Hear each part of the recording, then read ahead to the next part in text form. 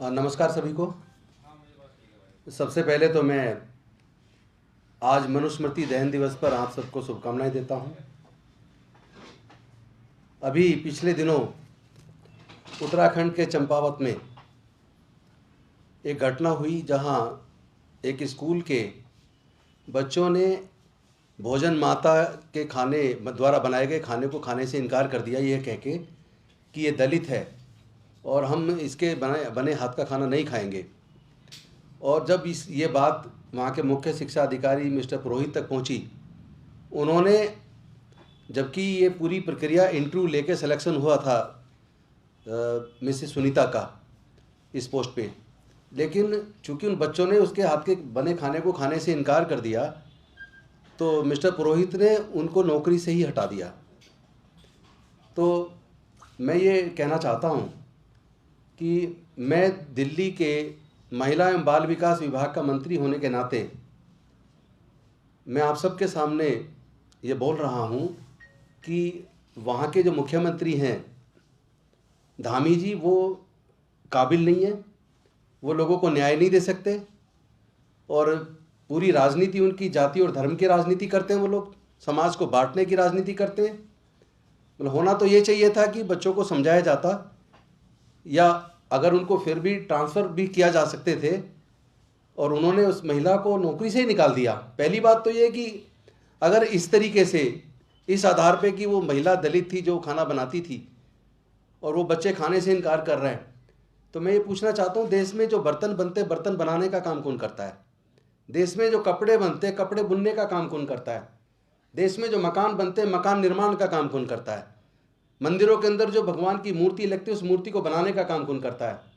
अगर केवल इस आधार पे, चूंकि एक दलित महिला ने बनाया है और इस आधार पे खाने को इनकार कर दिया जाए, तो क्या इस सोच वाले लोग अपने घरों में रह पाएंगे? क्या वो जूते पहन पाएंगे? जूते भी तो हमारे समाज के लोग बनाते हैं। खेत के अंदर मेहनत करके अन्न उगाने का काम भी हमारे लोग करते हैं। सड़क निर्माण का काम भी हमारे लोग करते हैं। भवन निर्माण का काम भी हमारे लोग करते हैं।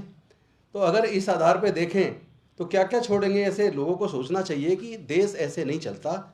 देश, ये भारत विविधताओं का देश है जहाँ विभिन्न जाति धर्म के लोग रहते हैं। हर 50 किलोमीटर पे यहाँ भाषा बदल जाती है, संस्कृति बदल जाती है।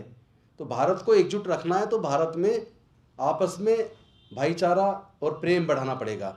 ये नफरत बढ़ाने वाले लोगों को डिस्करेज करना चाहिए, ना कि एनकरेज करना चाहिए।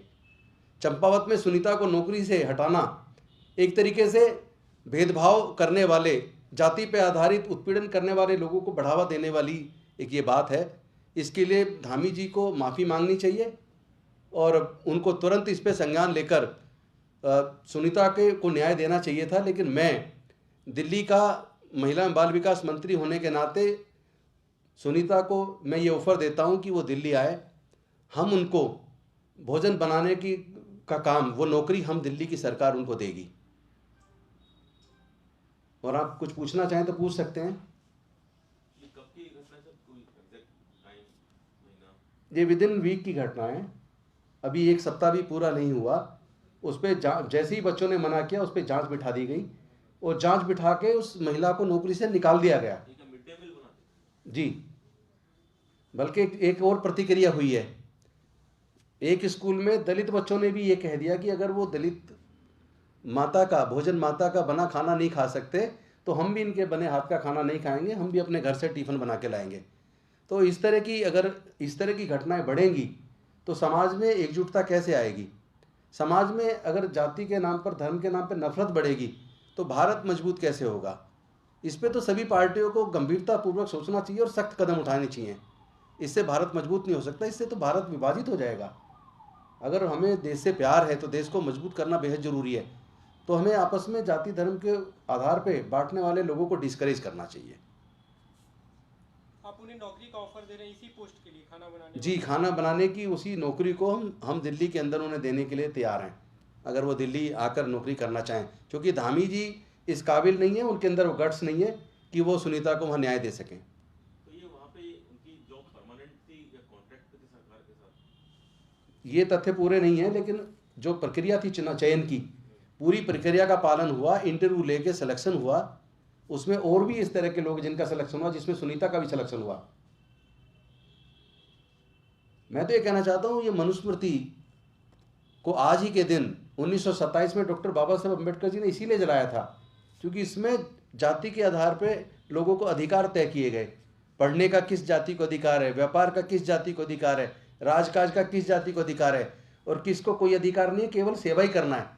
तो इसीलिए जो जाति के आधार पे, महिला होने के आधार पे किसी के साथ उत्पीड़न करने को जायज़ ठहराती हो तो ऐसी पुस्तक को स्वीकार करना ठीक नहीं है। इसीलिए 1927 में 25 दिसंबर को डॉक्टर बाबा साहब अम्बेडकर जी ने मनुस्मृति दहन किया था। तो मैं आज ये कहना चाहता हूँ कि देश को मजबूत रखने के लिए आपस में तालमेल बनाना, वो जाति कुदरत ने नहीं बनाई है, पूरी दुनिया में जातियाँ नहीं हैं, जाति केवल भारत में, और जाति जब तक रहेगी जब तक भारत विकास के दौड़ में दूसरे देशों की तुलना में आगे नहीं निकल सकता। हम विश्वगुरु बनने की बात करते हैं, लेकिन विश्वगुरु इस तरह जाति धर्म के नाम पे बांटकर समाज को थोड़ा आगे विश्वगुरु बन पाएंगे।